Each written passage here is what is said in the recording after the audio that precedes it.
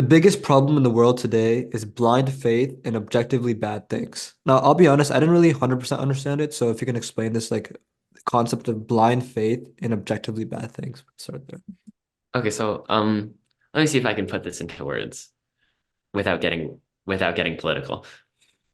Um, okay, so like I guess I'll use religion as an example because like religion isn't inherently bad, but like it can become bad.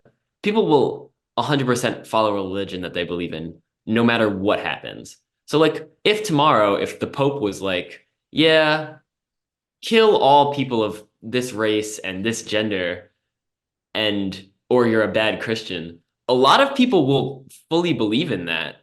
And I think stuff like that is an issue in the world where people in power or people with money or people who are idols for the rest of the people can say a lot of things or do a lot of things, and people will fully back them. People will fully believe everything they say, even if anyone from an objective lens could tell you that it was bad, people will still follow them. They don't care. And I think that's an issue because it gives the people in power or the ideas in power, or the concepts in power, too much control over the world. Yeah, man. Humans as a species, I think there's one reason why they destroyed every other species and they rule the world today. Because it's true, right? Humans rule the world. I'd say that I'm pretty sure like the majority of animals that exist in this world are domesticated. Like the number of wild animals is like right? Humans rule the world. Why? Why like we're not that special, right? Human versus bear, bear wins. Why do humans win? There's one reason humans won, and that is their ability to believe in things that don't actually exist.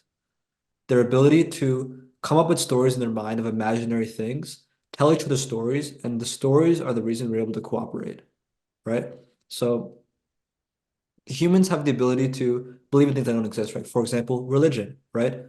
Fundamentally, like we can't really say whether it exists or it doesn't exist, but we're very able to create stories in our mind and tell each other the stories so that we can all collaborate toward one thing.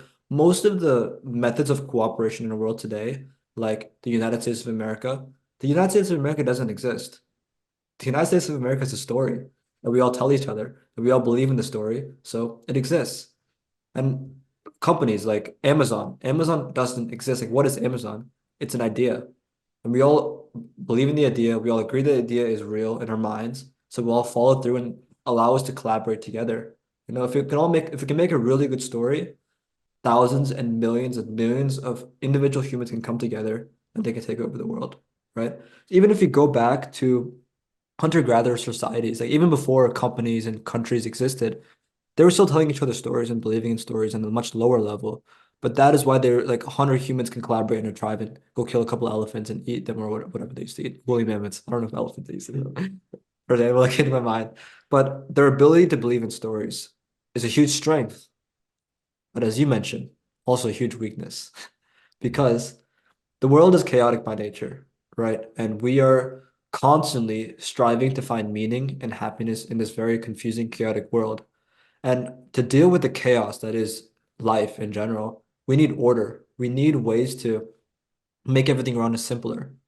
And if you can convince people to believe in one central story and it'll make life easier and simpler, and they can be like, oh, this is how it works, right? Then they'll all be like, okay, let's follow this thing, let's follow this religion.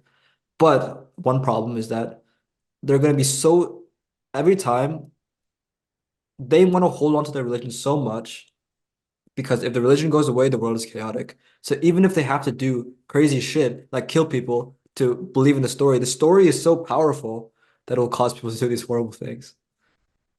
Like I like how you I love the way you explain that. Like well, I was gonna say something really smart.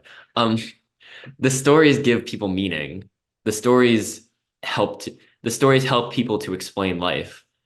Well, without those stories, everything is confusing and chaotic, as you mentioned, and everything is more difficult. People don't want that difficulty. They want the ease of being able to believe in something. So they'll go to great lengths to preserve what they believe, even if it means doing terrible things, just because, like, for example, like Hitler or whatever, which is a strong example, but like people were so fed up with how they were being treated, they'd believe anything he said, and they'd do anything he said just to keep him in power because it was easier.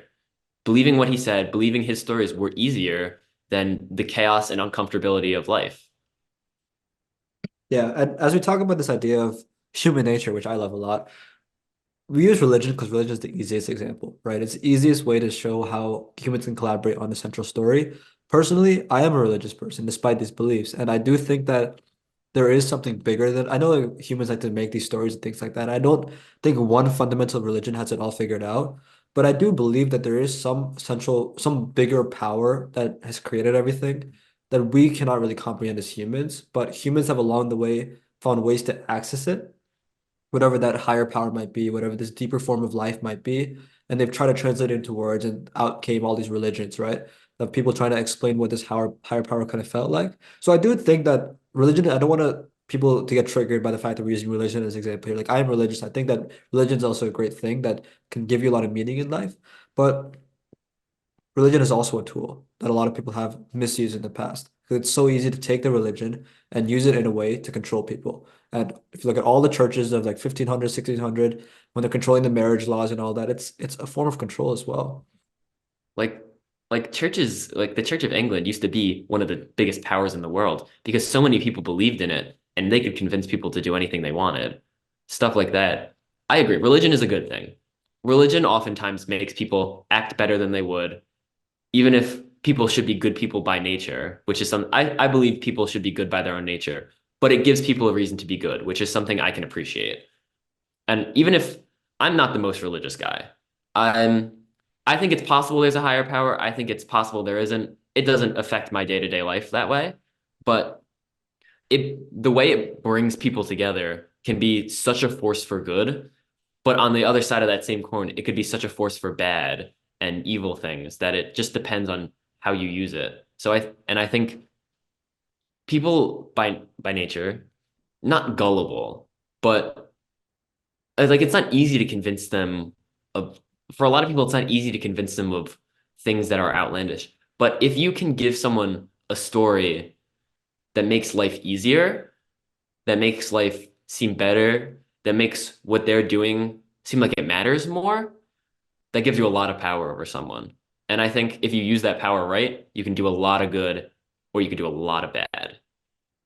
If you enjoyed that segment with Chris Horsch, and you're gonna love the full 1.5 hour length podcast that I recorded with him. It's going to release this Sunday at noon. So make sure you hit the link in the description now so you're the first one to see it. And don't forget to like and subscribe for more.